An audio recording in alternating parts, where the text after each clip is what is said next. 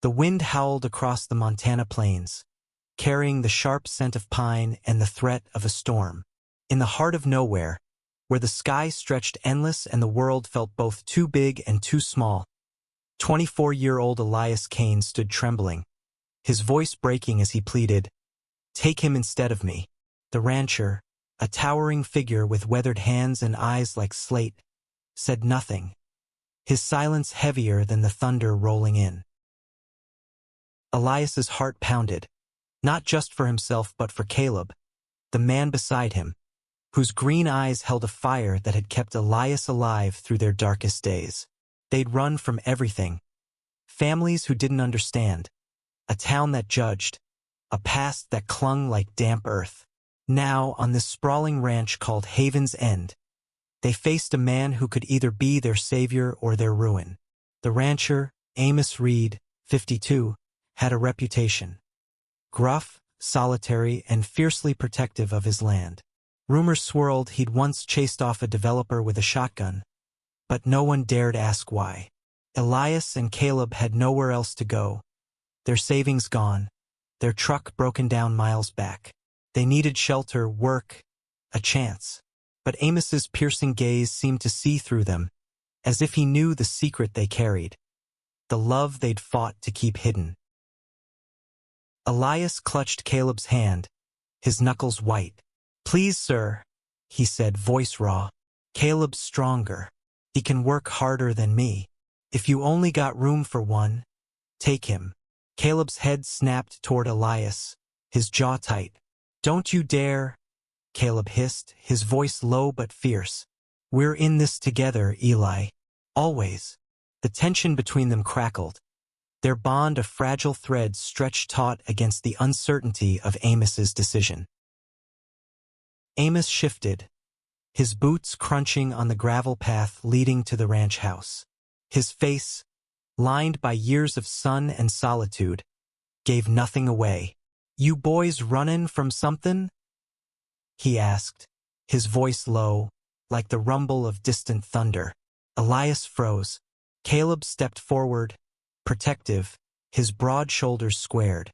"Just looking for a fresh start, sir," Caleb said, his tone steady but his eyes betraying a flicker of fear. Amos studied them, his silence stretching until it felt like the earth itself held its breath. Then, without a word, he turned and gestured toward the house. "Both of you, inside, now."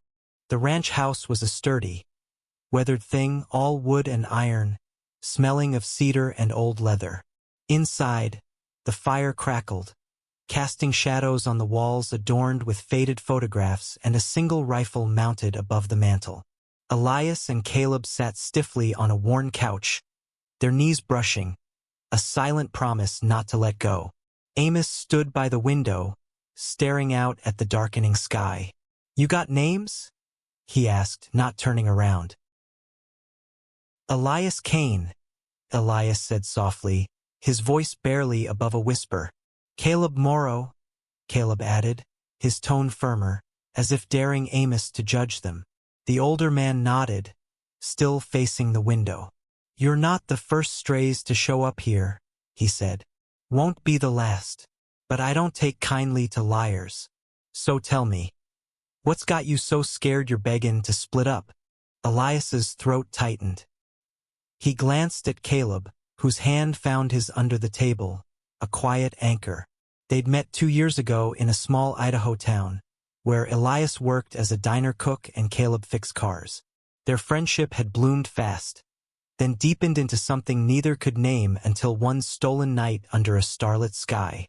But love like theirs wasn't welcome in a place where church sermons preached damnation and neighbors whispered slurs. When Caleb's father caught them together, he'd given Caleb a black eye and an ultimatum: leave or be destroyed. Elias's family wasn't much better, calling his feelings unnatural. So they'd fled, chasing rumors of Haven's End, a place where outcasts might find refuge. We had to leave," Elias said, his voice shaking. "Our families, they didn't take kindly to us being together." Caleb squeezed his hand, his own voice steady but thick with emotion. We just want a place to live, sir. To be ourselves. We'll work hard. We'll earn our keep. Amos turned then, his eyes softer but unreadable. Love's a hard thing to hide, he said, almost to himself. Harder still to fight for. He paused, then gestured to a hallway. There's a spare room upstairs. One bed. You'll share it. Work starts at dawn. Don't make me regret this. Relief flooded Elias, but it was tempered by suspicion. Why was Amos, a man who lived alone in the middle of nowhere, so quick to take them in? Caleb, ever the skeptic, leaned forward. Why are you doing this? You don't know us. Amos's lips twitched, not quite a smile.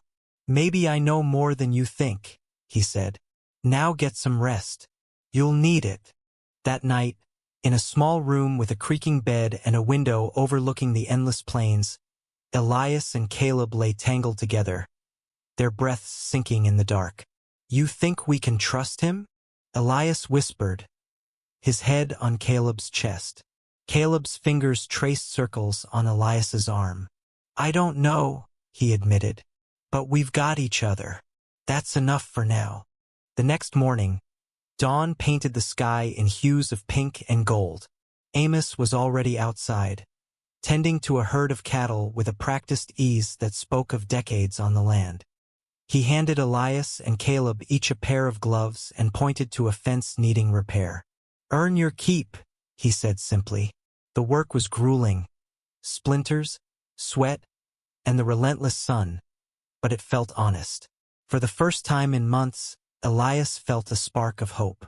Caleb, always stronger, worked with a quiet determination, stealing glances at Elias that made his heart race. But Haven's End wasn't just a ranch. It was a sanctuary, though Amos never called it that. Over the next few days, Elias and Caleb noticed others, workers, drifters, people who didn't quite fit anywhere else. There was Lena, a 30-year-old trans woman with a sharp wit and a talent for breaking horses, and Javier, a 19-year-old runaway who'd fled a foster system that failed him. They all shared meals at Amos's table, their stories unfolding like the land itself. Vast, scarred, and beautiful. Yet something lingered in Amos's silences, in the way his eyes lingered on an old photo of a young man with a smile like Caleb's. Elias couldn't shake the feeling that Haven's End held secrets, ones that might unravel the fragile safety they'd found. And as the days passed, a new threat loomed, not from Amos, but from the world they'd left behind. A letter arrived, addressed to Caleb, its postmark from Idaho. The handwriting was unmistakable, his father's. Caleb's hands shook as he held the letter, the paper crinkling under his grip. Elias stood beside him in the ranch house kitchen, the morning light streaming through the window, casting long shadows across the worn wooden floor. Don't open it, Elias whispered, his voice tight with fear. Whatever it says, it's not worth it. But Caleb's jaw clenched, his green eyes darkening with a resolve Elias knew too well. I need to know, he said, tearing the envelope open. The words inside were sharp, venomous. You can't run from who you are, Caleb. Come home or I'll find you. No signature, but none was needed. Caleb's father, a man whose fists spoke louder than his words, had tracked them down. The letter didn't mention Elias, but the threat hung over them both, a storm cloud ready to burst. Amos, leaning against the counter with a mug of black coffee, watched them closely. Trouble? He asked, his tone calm but probing. Caleb crumpled the letter, shoving it into his pocket. Nothing we can't handle, he said, but his voice betrayed a crack. Amos didn't press, just nodded toward the door. Fence won't fix itself. Get to it. The day's work was harder, the air heavier with unspoken fears. Elias and Caleb worked side by side, hammering posts into the dry earth, their rhythm a silent conversation. Every glance, every brush of their shoulders, was a reminder of what they stood to lose. He won't find us, Elias said, more to himself than Caleb. Not here. Caleb paused, wiping sweat from his brow. He's not the type to give up, Eli. You know that. That night, around the communal table, the ranch's other residents sensed the tension. Lena, her dark hair pulled back, cracked a joke about a stubborn horse, trying to lighten the mood, but her eyes flicked to Caleb's clenched fists. Javier, quiet as ever, pushed food around his plate, his own past making him wary of questions. Amos sat at the head, his presence steady but unyielding, like the mountains framing the horizon. After dinner, he called Elias and Caleb aside. "Spit it out," Amos said, his voice low in the quiet of the living room. "Who's after you?" Caleb hesitated, then pulled out the letter, handing it over. Amos read it, his expression unchanging. "Your father," he said, not a question. Caleb nodded. He thinks he can fix me. Make me someone I'm not." Elias reached for Caleb's hand, their fingers intertwining. "He doesn't know where we are," Elias said, but his voice wavered. Amos folded the letter, his eyes narrowing. "He might.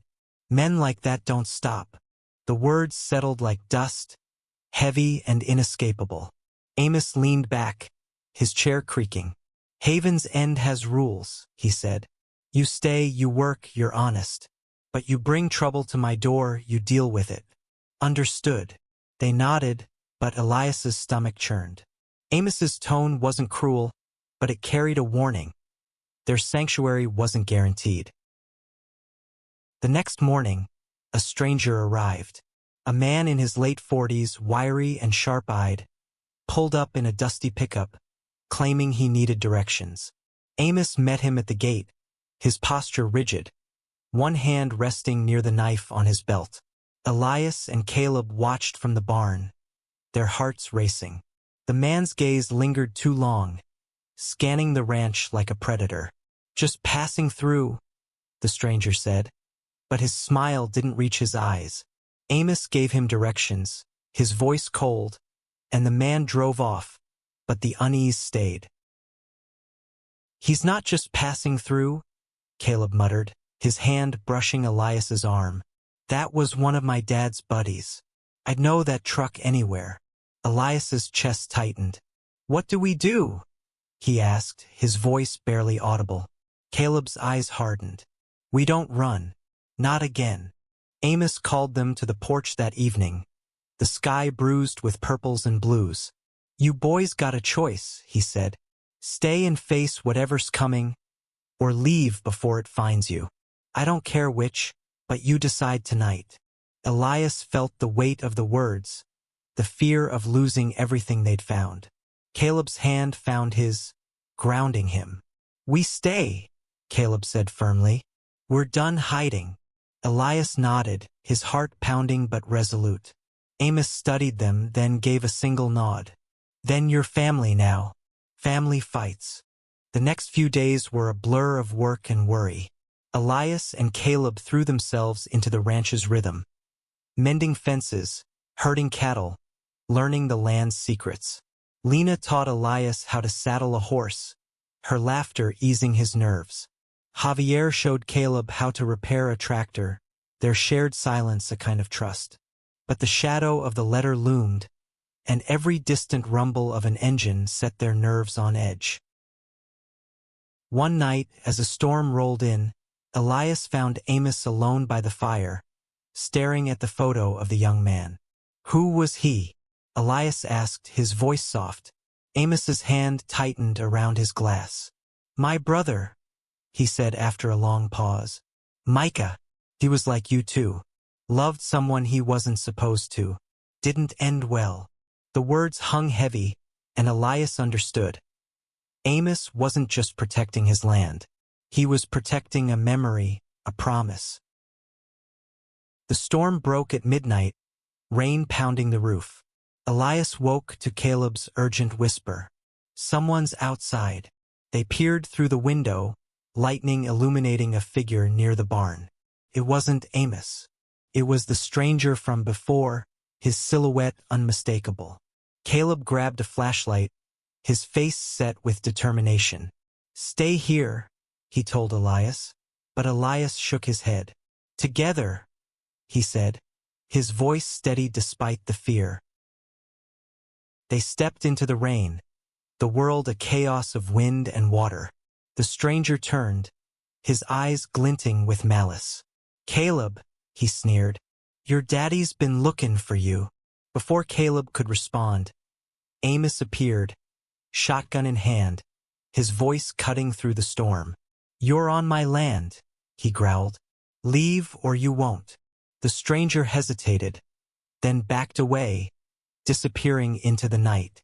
But they all knew it wasn't over. The rain lingered for days, turning the ranch into a sea of mud and tension. Elias and Caleb worked harder, as if physical labor could bury their fear. But every creak of the house, every shadow in the fields, felt like a warning. Amos had doubled the night watches, assigning Lena and Javier to patrol with him. "No one gets near my people," he'd said, his voice a low growl.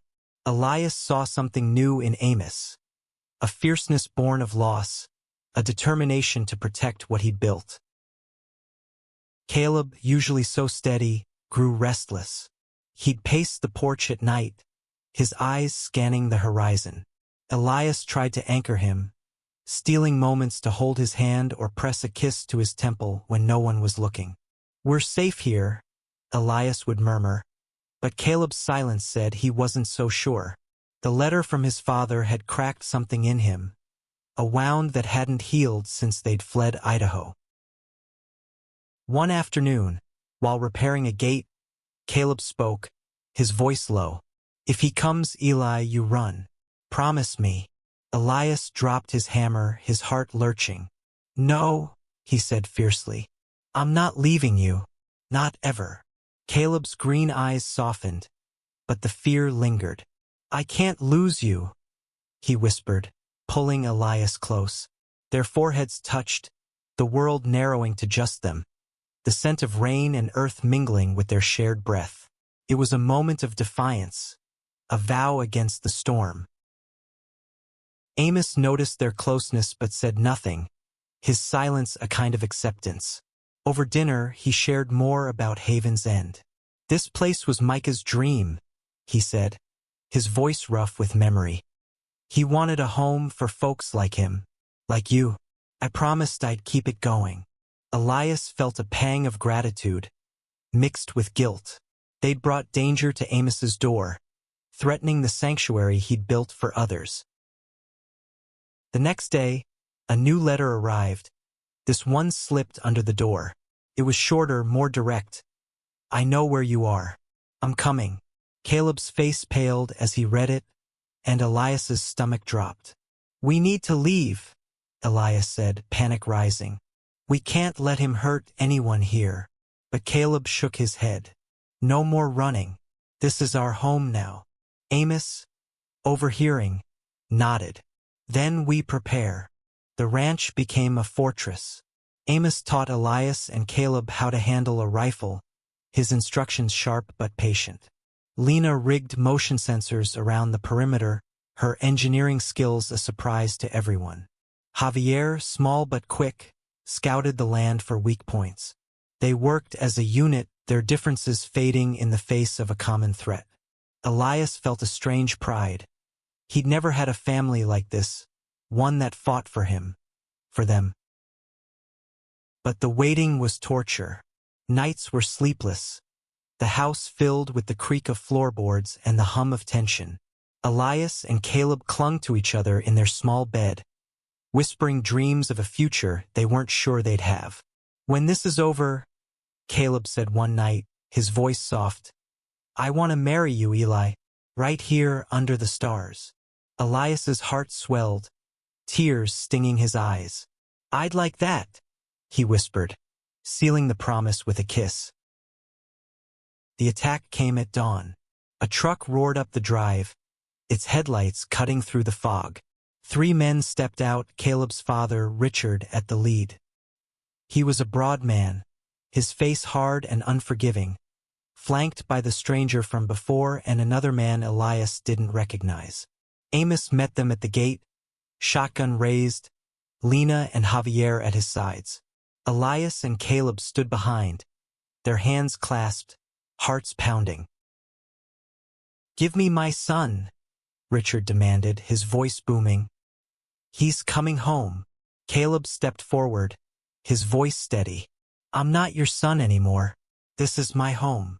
Richard's face twisted with rage. "You're a disgrace," he spat. "I'll drag you back if I have to." Elias felt a surge of protectiveness, stepping beside Caleb. "You'll have to go through me," he said, his voice stronger than he felt. Amos raised his shotgun higher. "You're trespassing," he said. "Leave or I shoot." The air crackled with tension, the standoff a heartbeat away from violence. Richard's eyes narrowed, calculating, but before he could act, Lena spoke up, her voice sharp. "You're outnumbered, and the sheriff's on speed dial. Walk away." The mention of the sheriff seemed to shift something. Richard hesitated, his men exchanging glances. Then, in a moment that felt like eternity, Richard backed off, spitting on the ground. "This ain't over," he growled, climbing into the truck. The engine roared, and they were gone, dust swirling in their wake.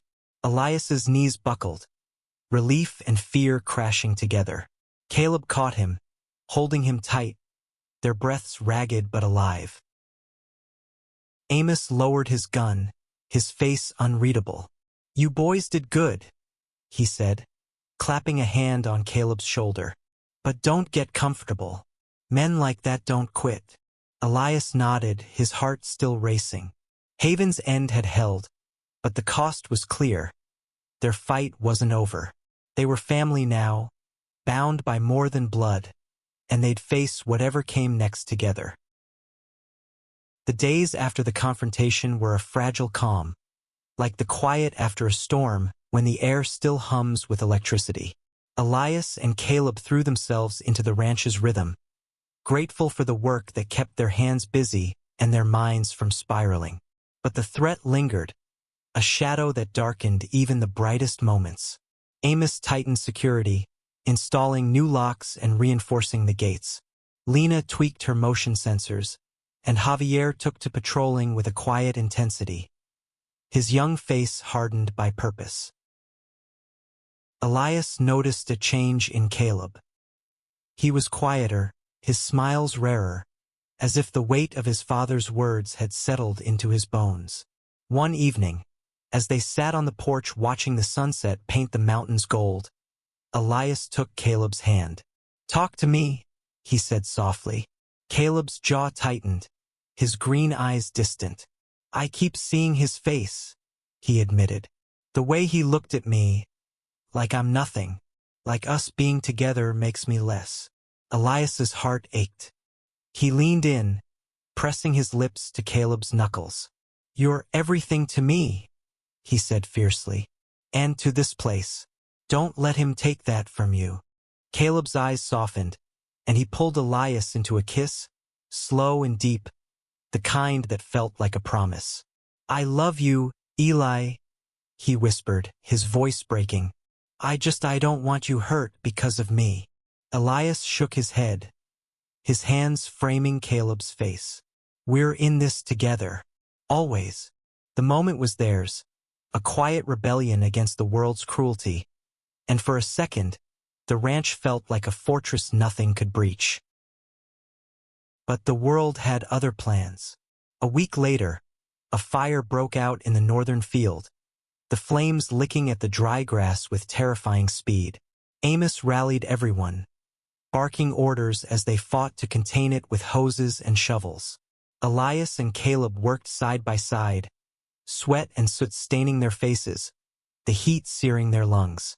By the time the fire was out, half the field was gone, and suspicion hung heavy. "That wasn't an accident," Lena said, pointing to a faint smell of gasoline. Amos's face darkened. "Your father's work?" he asked Caleb, who nodded grimly. "He's done worse." The realization hit Elias like a punch. Richard wasn't just coming for Caleb. He was coming for all of them, for the sanctuary Amos had built. That night, around the kitchen table, they planned. Amos's voice was steady, but his eyes burned with resolve. "We don't run," he said. "This is our home. We protect it." Lena suggested setting traps, non-lethal but enough to deter. Javier offered to scout the roads, his small frame perfect for slipping unnoticed. Elias and Caleb volunteered to take night shifts, their fear outweighed by their need to fight for what they'd found.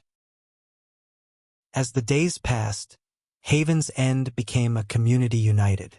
Neighbors, usually distant, stopped by with supplies, their own stories of struggle making them allies. A lesbian couple from a nearby town brought blankets and food, their quiet support a reminder that they weren't alone. Elias felt a swell of pride. He and Caleb had found not just a home, but a family, one that stood together against the odds. One night, as Elias and Caleb patrolled the perimeter, the stars above them a blanket of light, Caleb stopped. "If something happens to me," he started, but Elias cut him off. "Don't," he said, his voice sharp. "Nothing's happening to you." Caleb smiled, a rare, genuine one. "Just listen," he said. "If it comes to it, you keep going. For both of us." Elias's throat tightened, but he nodded, unable to speak. They sealed the moment with a kiss, the night wrapping around them like a vow. The next morning, trouble arrived, not with a roar but a whisper. A lawyer showed up, a sleek man in a suit that looked out of place on the dusty ranch. He handed Amos a document, his voice clipped. "This land's under dispute," he said. "A developer claims your brother never owned it outright. You've got 30 days to prove otherwise or you're out." Amos's face was stone, but Elias saw the flicker of pain in his eyes. This wasn't just about the land. It was about Micah's legacy, the sanctuary they'd all come to rely on. Caleb's father was behind it, they were sure. The timing was too perfect, the threat too precise. "He's trying to break us," Caleb said, his voice low with anger. Elias squeezed his hand. "He won't," he said. "We'll fight this. Together." Amos nodded, his voice steady. "Micah left papers. I'll find them. You boys keep the ranch running." They dove into the search, combing through Amos's attic for any trace of Micah's ownership. Old letters, photos, and deeds painted a picture of a man who'd loved fiercely and lost too soon. Elias found a journal, its pages filled with Micah's dreams for Haven's End, a place where no one would be turned away. Reading it, Elias felt a fire ignite. This was bigger than them. It was worth fighting for.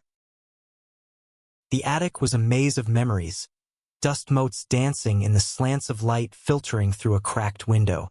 Elias and Caleb pored over Micah's papers, their hands brushing as they sifted through faded deeds and heartfelt letters.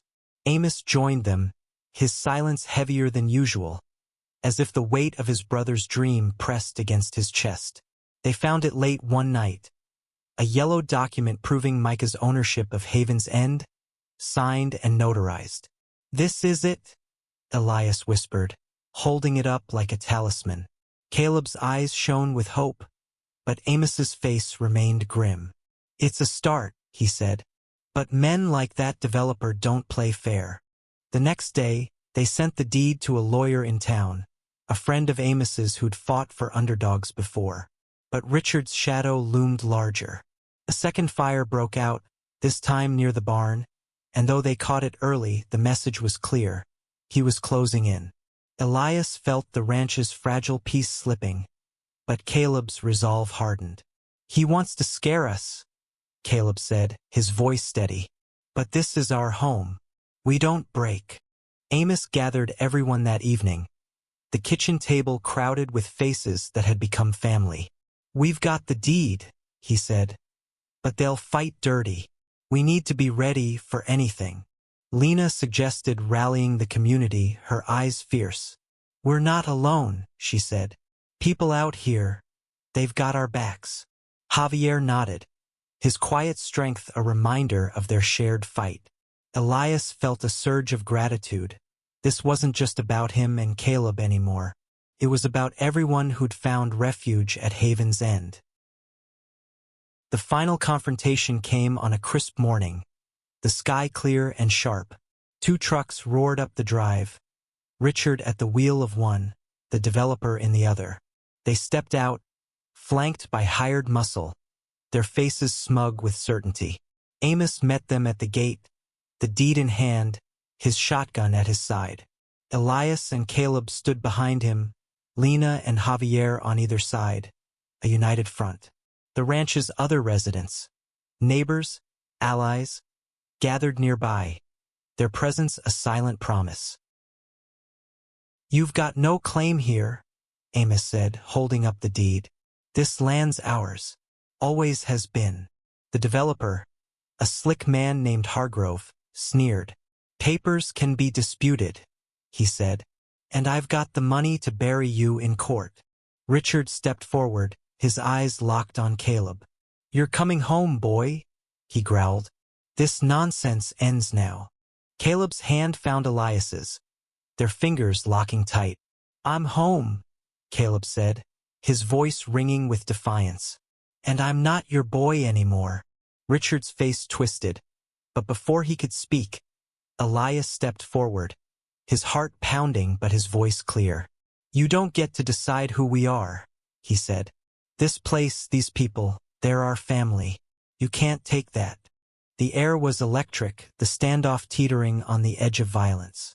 Then Lena raised her phone, live streaming to a local group chat, her voice calm but cutting. "The whole town's watching," she said. "Try anything, and you're done." Hargrove's smugness faltered, and Richard's fists clenched, but the weight of eyes, real and virtual, held them back. The community had rallied, their support a shield no money could break. Amos took a step forward, his voice low and final. "You've got 10 seconds to leave my land." The hired men hesitated, sensing the shift. Hargrove muttered something to Richard, who spat on the ground but backed toward his truck. "This ain't over," Richard snarled, but his voice lacked conviction. The trucks peeled out, dust clouding the air, and Haven's End stood unbroken. That night, the ranch glowed with celebration. Neighbors brought food, music filled the air, and laughter echoed across the fields. Elias and Caleb danced under the stars, their hands clasped, their smiles brighter than the moon. Amos watched from the porch, a rare smile softening his face. "Micah would have loved this," he said to no one in particular. Later, as the crowd thinned, Elias and Caleb slipped away to the field where they'd first stood together. Caleb dropped to one knee, pulling a simple ring from his pocket, a band of twisted wire made from a fence post. "Marry me, Eli," he said, his voice thick with emotion. "Right here where we fought for us." Elias's tears fell as he nodded, pulling Caleb up into a kiss that felt like forever. Haven's End wasn't just a place. It was a promise, a testament to love and resilience. Elias and Caleb had found their home, not just in the land but in each other, in the family they'd built. And as they stood together, the mountains watching over them, they knew no storm could break them.